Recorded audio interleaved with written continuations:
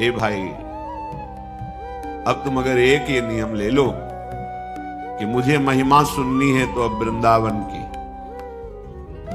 वृंदावन प्रिया प्रीतम अर्थात भगवत चर्चा के सिवा हमारे कान कुछ सुनेंगे नहीं। बड़े भाग्यशाली कहे जाते हैं जिन्होंने ये व्रत ले लिया। बहुत से व्रत हैं, ऊटू के पकोड़े, सिंघाड़े का हलवा, इसके भी व्रत होते हैं, लेकिन प्रभु जिन व्रतों से प्रसन्न होते हैं वो व्रत तो समझ लो। ये तो प्राणों का संयमन करने वाले व्रत हैं। अन्नहार न लेना, अल्पाहार, दुग्धाहार, जल आदि पीकर रहना, ये प्राणों का पोषण जो करने की हमारी विषय भोग जनित वृत्ति थी, उस पे शासन है। इसीलिए भगवान ने कहा व्रतांश यज्ञ छंदांसि तीर्थान यमा यमा यथा वरुंधेत सत्संगा सर्वसंगोपहो हिमाम। जो सब संगों का त्याग करा दे, ऐसे संत संग से जैसे मैं शीघ्र मिलता हूं, प्रसन्न होता हूं, वैसा किसी अन्य साधनों से नहीं। हमारे कान का एक व्रत बना लिया जाए, कान का भी व्रत होता है। ये तो एक आहार का केवल व्रत को हम व्रत समझते हैं, हर इंद्रिय का व्रत होता है। हमारे कान इस व्रत में हो जाएं, प्रभु की चर्चा के सिवा यदि हमारे कान और कुछ सुनना चाहते हैं तो फूट जाए ऐसे का। क्या बात आप ये मानते हैं, स्वीकार किए हैं? क्या ये पहली बार सुन रहे हैं? नहीं, शास्त्रों बार सुन चुके हैं, पर आपके कानों को ऐसा गंदा स्वभाव बन गया है, दूसरे की चर्चा सुनने में, प्रपंच की चर्चा सुनने में बहुत अच्छा लगता है। अगर आप ये व्रत ले लें तो सब व्रतों से श्रेष्ठ है, क्योंकि पहली भक्ति है श्रवणम, श्रवणेंद्रिय तुम्हारी शुद्ध हो जाएगी।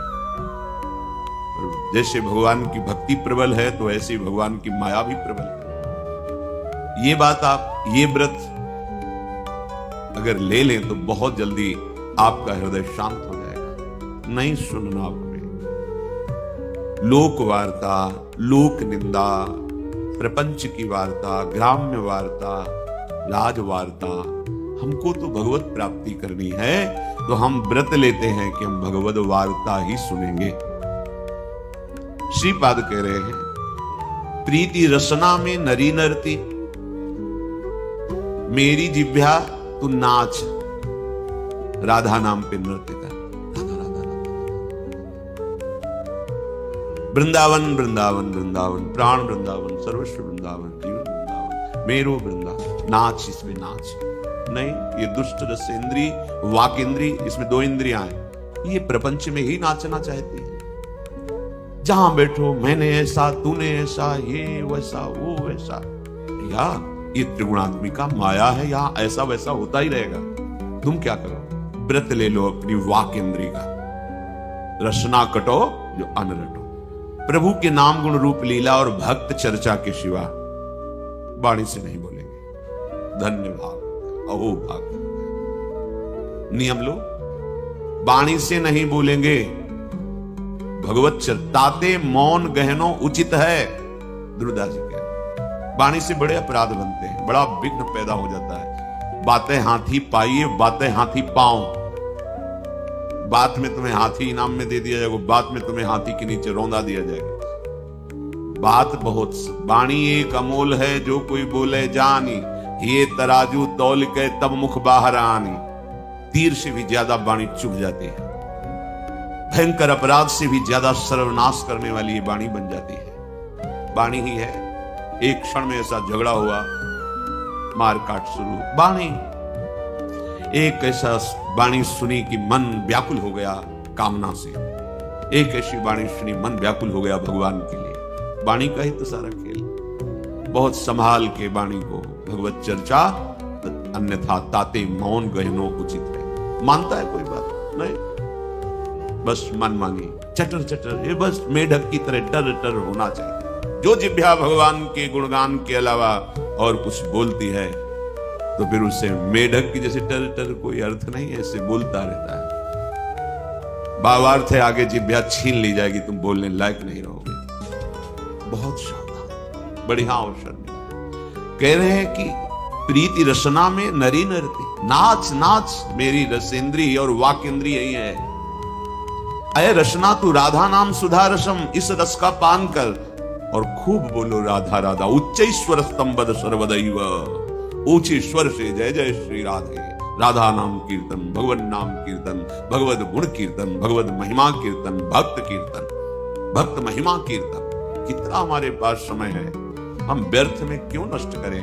प्रिया प्रीतम की प्राप्ति के लिए, दिव्य आनंद के लिए हमें ये वाणी मिली है।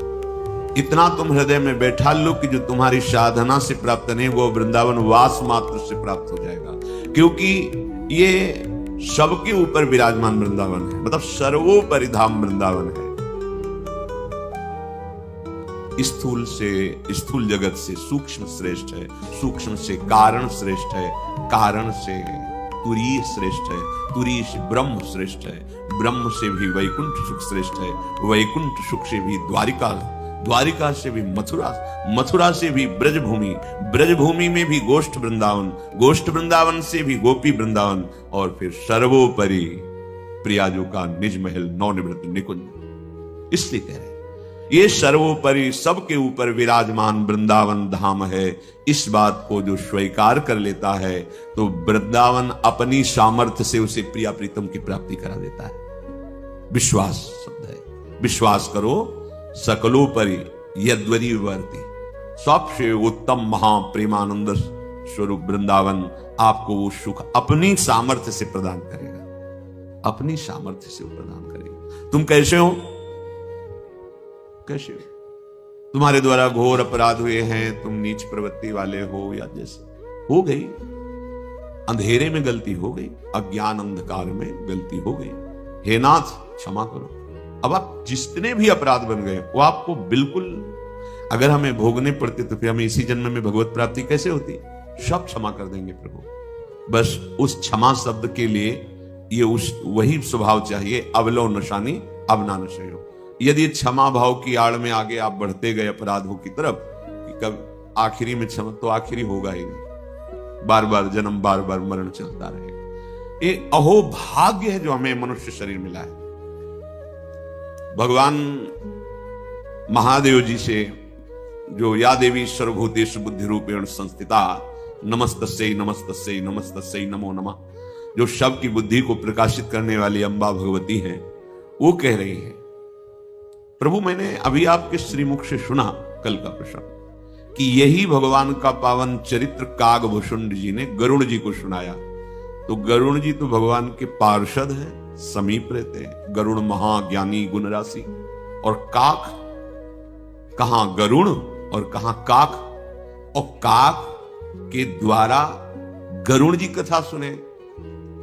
ये प्रसंग में मुझे ऐसा लग रहा है कि क्या ऐसा हुआ जो गरुड़ जी को काक के पास आना पड़ा प्रभु, क्योंकि कौवे का शरीर और ऐसी उच्च कोटि की भक्ति, उच्च कोटि का वैराग्य, दृढ़ ज्ञान, पूर्ण अनुभव, प्रभु के चरणों में प्रेम, ये तो बड़ा प्रश्नवाचक चिन्ह है कि काक को ऐसी स्थिति प्राप्त हुई। दृढ़ वैराग्य, दृढ़ ज्ञान, दृढ़ अनुभूति, भगवत प्रेम, शरीर कौवे का। नाथ इस प्रसंग को मैं सुनना चाहती हूं, क्योंकि प्रभु हजारों मनुष्यों में कोई एक ऐसा होता है जो धर्म से चलना चाहता है। हजारों मनुष्यों में, 1000 नहीं, हजारों मनुष्यों में कोई एक ऐसा होता है जिसके हृदय में बात आती कि मैं धर्म से चलूंगा, कभी अधर्म नहीं करूंगा। अर्थात हजारों में कोई एक धर्मात्मा होता है। उन धर्मात्माओं में, करोड़ धर्मात्माओं में, ध्यान से सुनिए कितना सौभाग्य प्राप्त हुआ है। हजारों मनुष्यों में कोई एक धर्मात्मा होता, मैं धर्म से अपना जीवन निर्वाह करूंगा। ऐसे करोड़ धर्मात्माओं में अंबा बोल रही जो सबकी बुद्धि रूप में विराजमान है, कोई एक विषयों का पूर्ण त्यागी होता है, दृढ़ वैराग्यवान। करोड़ों धर्मात्माओं में कोई एक वैराग्यवान होता है। हे महादेव, करोड़ों विरक्तों में, वैरागी में कोई एक यथार्थ ज्ञानी होता है। ऐसे करोड़ों ज्ञानियों में कोई एक ब्रह्मबोध संपन्न जीवन मुक्त महापुरुष होता है। भगवान आद्य गुरु शंकराचार्य जी, जंतूनाम नरजन्म दुर्लभ मतः पुंसस्त्वम ततो विप्रता तस्माद् द्वैदिक धर्म मार्ग परता विद्वत्व मस्मात् परम। आत्मानात्मा विवेचनम स्वनुभवो ब्रह्मात्मना संस्थितिर मुक्तिर्नो शतकोटि जन्म सुकृतैः पुण्यैर्विना लभ्यते। भगवान आद्य गुरु शंकराचार्य जी कह रहे, वहां अम्बा बोल रही हैं स्वयं शंकरम शंकराचार्यम, भगवान शंकर ही शंकराचार्य जी के रूप में प्रकट हुए। वो कह रहे हैं कि बहुत जन्म भटकने के बाद नरजन्म मिलता है। जंतु नाम नरजन्म दुर्लभ मता, ये तो बहुत जगह शास्त्रों में पाया गया। दुर्लभो मानुष्य दुर्लभो, बड़े भाग मानुष तन पावा। बहुत जन्म भटकने के बाद ये बड़ा दुर्लभ मनुष्य शरीर मिला। उसमें भी नरशास्त्र में सुनो पुरारी, कोई हजारों में एक होता है जो धर्म से चलने वाला। तो यहां कह रहे हैं किसी के अंदर ऐसा पुरुषार्थ जागृत होता है। पुरुषत्व का तात्पर्य केवल यहां पुरुष शरीर से नहीं है, पुरुषत्व का पुरुषार्थ, मुझे धर्म से चलना है, वर्णाश्रम धर्म की मर्यादा, शास्त्र मर्यादा, मुझे धर्म से चलना है। वैदिक धर्म का अनुगामी, धर्म मार्ग परता। तुम्हारा पुरुषार्थ किसमें लगे? धर्म विरुद्ध आचरणों में नहीं, धर्म में जिसका विधान किया गया है। धर्म मार्ग परता, धर्म मार्ग में। और फिर विद्वत्व मस्मात् परम, शास्त्रों का ज्ञान, क्या करना चाहिए क्या नहीं करना चाहिए, इस सम्यक ज्ञान। आत्मा अनात्म विवेचनम स्वनुभवो ब्रह्मात्मना संस्थिति। सत्य वस्तु क्या है, असत्य क्या है, आत्मा अनात्मा। सत्य वस्तु आत्मा, इसके अलावा सब अनात्मा। पहले ब्रह्म सत्यम जगन मिथ्या, इसका विवेक सम्यक किसी बिरले के हृदय में जागृत होता है। फिर जो आत्मा है वही परमात्मा है, जो परमात्मा है वही हमारी आत्मा है। आत्मा हरिवंश प्रगट परमानंद, इसे ब्रह्मात्मना संस्थिति, वही ब्रह्म मेरी आत्मा स्वरूप में है। आत्मा और ब्रह्म में कोई अंतर नहीं। संस्थिति तो मुक्तिर्नो, वो मुक्त हो जाता है। बोले सतकोटि जन्म सुकृते पुण्येर विना लभ्यते।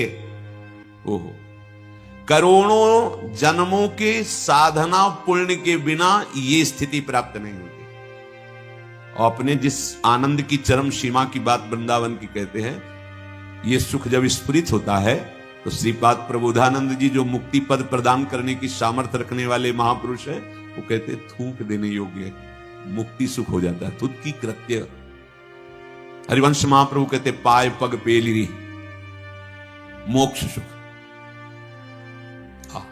कैसे समझ में आया? अभी तो विषय के कीड़ा बना हुआ हमारा अंतःकरण है, मन बुद्धि भावना भी। भगवान शंकराचार्य जी कहते हैं करोड़ों जन्मों के जब पुण्य एकत्रित होते हैं, साधन एकत्रित, तब ये बात उसके हृदय में ब्रह्मात्मक बोध, ये तीन बातें जिसको जीवन में मिल गई हैं, सब दुर्लभता उसको प्राप्त हो गई है। सब दुर्लभता क्या? मनुष्यत्व। मनुष्य शरीर मिला लेकिन राक्षसत्व है, राक्षस स्वभाव। उसे मनुष्य नहीं कहते। तिनते खर सूकर स्वान भले, उनसे गधा सुअर कुत्ता अच्छे। क्यों? अपने पाप कर्मों को भोग कर वो ऊंचाई की तरफ चढ़ रहे हो। तुम मनुष्य शरीर प्राप्त करके पाप कर्म कर रहे हो, तुम्हारी दुर्गति निश्चित हो रही। तिनते खर सूकर स्वान भले, खर गधा, सूकर सुअर, स्वान कुत्ता, उनसे सुअर कुत्ता गधा अच्छे। यदि हमारा सौभाग्य उदय हुआ तो हमको सतमार्ग में चलने का प्रभु ने अवसर दे दिया, मनुष्य शरीर देके। तो मनुष्यत्व। दूसरा, अब मुझे मुक्त होना है संसार से, ये बहुत बड़ी बात है। अब मुझे कोई सुख नहीं चाहिए, बस मुझे मुक्त होना है। अब इस नारकी भोगों में नहीं। हे प्रभु त्राहिमाम, बस मुझे मार्ग दो, मैं भागूं इस संसार की ज्वाला। उसको संसार ज्वाला जैसा दिखने लगा। मुझे मुक्त होना है, ये मेरा आखिरी जन्म है, ऐसा मुमुक्षत्व। और फिर कह रहे महापुरुषों का संग। ये तीन दुर्लभता वर्णन की गई। भागवत में भी कहते हैं दुर्लभो मानुषो देहो, लेकिन एक क्षण में नष्ट हो जाने वाला। देही नाम क्षण भंगुरा तत्रापि दुर्लभम मन्येत वैकुंठ प्रिय दर्शनम। भगवान जिनको प्यार करते हैं, एक है भगवान को प्यार करने वाले मान भक्त, लेकिन भगवान जिनको प्यार करते हैं ऐसे महाभागवतों का संग मिल जाना ये सबसे दुर्लभ बात है। यहां भगवान शंकराचार्य जी कहते हैं मनुष्यत्व प्राप्त होना, उसमें मुमुक्षत्व में संसार के माया जाल से थक गया हूं, मैं मुक्त होना चाहता हूं, और महापुरुषों का संग, ये तीन प्राप्त हो गए तो कह रहे हैं ये केवल भगवत कृपा से प्राप्त होते, तीनों केवल भगवत कृपा से। भगवत कृपा हुई, मनुष्य शरीर मिला, भगवत कृपा हुई, संसार से हटने की इच्छा हुई, भगवत कृपा हुई तो हटाने वाले सामर्थ्य युक्त भगवत प्रेमी महात्माओं का संग मिल गया। जब प्रभु द्रवित होते हैं, जिस पर करुणा की वर्षा करते हैं, उसे भगवत प्रेमी महात्माओं का संग दे देते हैं। जिसे मनुष्य दुर्लभ देह प्राप्त हुई, जिसमें शुद्ध ज्ञान प्राप्त करने का पूर्ण सामर्थ्य विराजमान है, पुरुषार्थ करने की सामर्थ्य है। मूढ़ बुद्धि वो मनुष्य जो इस मनुष्य देह को प्राप्त करके ऐसे सामर्थ्यवान होकर, सामर्थ्य है, आप ज्ञान प्राप्त कर सकते हो, खूब भजन करके नारायण स्वरूप हो सकते हो, हरि स्वरूप हो सकते हो। वो अपने मुक्ति के लिए प्रयास नहीं करता, मोक्ष के लिए प्रयास नहीं करता। मोक्ष का तात्पर्य है ये निंदा स्तुति जन्म मरण दुख सुख लाभ हानि, इन पराजय जय में समान भाव प्राप्त हो जाए, वो मुक्त पुरुष है, उसे जीवन मुक्त कहते हैं। कोई द्वंद्व नहीं व्यापता जिसके हृदय में, कोई कामना नहीं। कितना अद्भुत आनंद। फिर इसे शांत रस हमारी भक्ति में लिया गया है, इस भाव को शांत रस कहते हैं। इसके आगे फिर प्रेम रस की बातें हैं, दास सख्य वात्सल्य कांता सहचर्य आदि। जो मनुष्य शरीर प्राप्त करके पुरुषार्थ युक्त है, तो हम भजन कर सकते हैं, हम संसार से मुक्त हो सकते हैं। वो मुक्ति के लिए प्रयास नहीं करता तो निश्चय वो आत्महत्यारा है, उसको दंड मिलेगा। जैसे आप अपने शरीर को अभी नष्ट करना चाहें और हमारी सरकार को पता चल जाए तो आपको बंदी बनाकर आपको दंड दिया जाएगा, सजा दी जाएगी। आपका अधिकार शरीर को नष्ट करना नहीं है, सरकार, हमारी भारत सरकार आपको दंड दे देगी। आपको अपने शरीर नष्ट करने का अधिकार नहीं है, शरीर का सदुपयोग कीजिए। मतलब शरीर पर आपका अधिकार केवल सत्कर्म करने के लिए, अगर असत्कर्म करोगे तो हमारी सरकार आप पर शासन करेगी। ये शरीर आपको परम सुख प्राप्ति के लिए दिया गया है, तो संविधान के अनुसार चलो, शास्त्र प्रमाण के अनुसार चलो, मुक्त हो जाओगे। फिर भागवती सरकार आपको कैसे क्षमा कर देगी यदि आप इस शरीर को विषय भोगों में लगा के नष्ट कर दिया। तो कह रहे हैं वो सा रात्महा स्वम विनिहंत्य सदग्रहात्, वो अपना नाश करने वाला आत्मघाती बड़े कष्ट को प्राप्त होता है, बड़ी दुर्गति को प्राप्त होता है। भला ऐसा दुर्लभ मनुष्य देह प्राप्त करके जिसमें पुरुषार्थ किया जा सकता है, परम स्वार्थ अर्थात परमात्मा की प्राप्ति में प्रमाद कौन कर सकता है? इससे अधिक मूढ़ता, अंधता क्या होगी कि मनुष्य शरीर मिलकर वो भजन करके भगवत प्राप्ति नहीं करना चाहता? कितनी मूढ़ता है। अच्छा, संत जन गुरुजन इसी बात को समझा। देखो, अपना मन स्वाभाविक प्रभु में लग जाए ऐसी बात नहीं है, हमारा मन भजन में लग जाए ऐसी बात नहीं। भजन न होई संग बिन, और भजन बिना नहीं प्रेम। छिनहु भजन न छाड़िए धरिए या ध्रुने। भजन कैसे होता है? गुरुजनों के द्वारा बनाई हुई दिनचर्या में बंधने पर होता है। शब्द याद कर लो, भजन न होई संग बिन। अगर गुरुजनों ने जो एक दिनचर्या बना दी है उसका तुम पालन करो प्राणपन से, तो उनकी कृपा और आपका पुरुषार्थ दोनों मिलकर आपके मन को बलात् खींच करके प्रभु में लीन कर देंगे। जैसे दिनचर्या आपकी बनी कि आपको सत्संग में आना है, आपको वाणी पाठ में रहना है, आपको श्री जी की सेवा श्रृंगार दर्शन जो सेवा और संग सब किया, गए प्रसाद पाओ, सो जाओ, फिर उठो, नाम कीर्तन में आना है, वाणी पाठ में शाम के 6 बजे तक दिन, फिर जाओ, जो आपको बने बने सो जाओ, फिर 2 बजे उठ जाओ। इतनी दिनचर्या यही है कि अगर घर में तुम कुछ ना करो, केवल सो जाओ जाके और फिर आके दिनचर्या करो, तो हम तुम्हें कह रहे हैं कि भगवत प्राप्ति हो जाएगी। क्योंकि ये वृंदावन धाम है, आप जानते हो, यहां 10 नाम जपोगे ना तो 10 करोड़ बाहर के यहां के 10 नाम, ये वृंदावन धाम है। और दूसरी बात है, आप गुरु आज्ञा में हो, तुम बच्चे नहीं हो, बहुत पुरातन हो, नए नए शरीर मिलते जाते हैं, छूट क्या होती, बच्चे हैं सो जाओ, तो यही सोना उसके जीवन के खोने का अभ्यास बन जाएगा। देखो, यही नवीन अवस्था में यदि आपको वैराग्य मिला है तो आपके जैसा सौभाग्यशाली कौन। संसार चक्र में जाने ही नहीं दिया, प्रभु ने खींच लिया अपनी तरफ। अब आपको गुरुदेव की आज्ञा रूपी मजबूत रस्सी पकड़ के इस चढ़ाई को चढ़ना है। अभ्यास योग युक्त चेतसा नान्यगामिना। आपका अभ्यास ऐसा हो कि चित्त कहीं जाए ना, और अभ्यास का बड़ा चमत्कार होता है। देखो, अपने लोगों ने नींद से लड़ाई लड़ी है, क्योंकि अव्यक्त कृपा भगवान की बचपन से निकाली। तो इस अवस्था में यौवन अवस्था तक नींद का बड़ा प्रभाव होता है, बड़ा प्रभाव होता है। तो लड़ाई लड़नी पड़ती है। अब उसका चमत्कार अभ्यास का यह हुआ कि दिन में तो नींद है ही नहीं, रात्रि में 9 बजे मन लो लेट गए। अब जब आवे, आओ या ना आओ, तुम्हारा स्वागत करने के लिए थोड़ी हम बैठे कि आप 1:45 बजे दिनचर्या प्रारंभ। बहुत से साधकों को अभ्यास योग युक्त ने चेतसा नान्यगा। चित्त तुम्हारा ऐसा हो ही नहीं सकता कहीं चला जाए। अभ्यास जैसे स्वाति का बूंद गिरा, चोच में ले लिया और उसका जीवन बन गया, ऐसे ही श्रोता वक्ता की मुखार बिंद पर एकाग्र दृष्टि, शब्द निकल रहे, श्रवण इंद्रिय से पान करता चला जा रहा है। तो ही सुजान श्रोता। फिर क्या, जो पान किया उसी को आचरण में उतार लिया, महात्मा बन गया। एक शब्द सत्संग का लग जाएगा तो जीवन का परिवर्तन कर देगा। अब वो कौन सा एक शब्द होगा? अपनी श्रवण इंद्रिय को सावधान होकर हम सुनाए। मनुष्य देह प्राप्त करके पुरुषार्थ अभ्यास में बड़ी ताकत है, बड़ी ताकत अभ्यास में है। भजन का अभ्यास है, जैसे पीछे आसनों का अभ्यास। अब जब से तो स्नान करते ही संध्या के बाद, चाहे हम खड़े हो चाहे बैठे हो, अपने आप वृत्तियां डूबने लगी, अपने आप वृत्तियां जाने लगी। कितना चमत्कार अभ्यास का कि उनको जिस टाइम से ध्यान में लगाने, वो अगर विलंब हो गया, स्नान करते ही वो अपनी वृत्तियां, अभ्यास विषय में तो ठीक जितना आप अभ्यास कर रहे हो, 10 दिन में विषय, 5 दिन में विषय, 4 दिन, अभ्यास आपको हरा देगा, अभ्यास आपको जिता देगा। अच्छा अभ्यास करो। मनुष्य शरीर में जो आपको ऊर्जा शक्ति मिली है उसको आप गलत प्रयोग मत करो। पुरुषार्थ, परम पुरुषार्थ लाभ करो। वो बड़ा आत्मघाती मूड है जो परमार्थ की दिनचर्या साधना में प्रमाद करता है। फिर क्या होगा? इतना दुर्लभ संयोग बना है, बार बार तो बनत नहीं। या संजोग अनूप मानुष तन वृंदा विपिन रसकन संग विरूप। जब प्राप्त कृपा का अनादर किया जाता है तो फिर माया बख्शती नहीं है, माया नहीं बख्शेगी। तुम शास्त्र पढ़ करके, व्याकरण पढ़ करके व्याख्या कर सकते हो, करो। देवताओं का यजन करो, खूब शुभ कर्म करो। पर हम तुम्हें एक बात बता देते हैं, भगवान शंकराचार्य जी कह रहे हैं, जब तक तुम प्रभु की एकता का, ब्रह्मात्मिकता, इसका बोध नहीं करोगे तो 100 ब्रह्माओं के कल्प तक तुम करते रहो। 100 ब्रह्माओं, 100 कल्प बीत जाने पर भी तुम इस संसार चक्र से मुक्त नहीं होगे।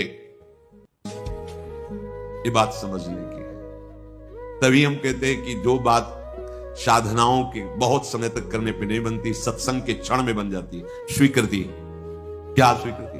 मैं तो प्रियालाल का हूं, भूलकर संसार में फंस गया। देहाभिमान के कारण भोगों को और देश संबंधियों को अहमता ममता से स्वीकार कर लिया और छोड़ दिया। जो हजारों जन्मों की साधना में बात बननी थी, वो ऐसे ऐसे से। देखो कृपा आपको कैसे चढ़ा रही है, देखो ना, कदम कदम आपको ऊंचाई की तरफ ले जा रही है। और जब आप उसी कृपा का अनादर करते तो वहीं खड़े हो जाते जाके, और उससे भी नीचे। क्यों नीचे? क्योंकि पहले तो आपके चढ़ने के चांस थे।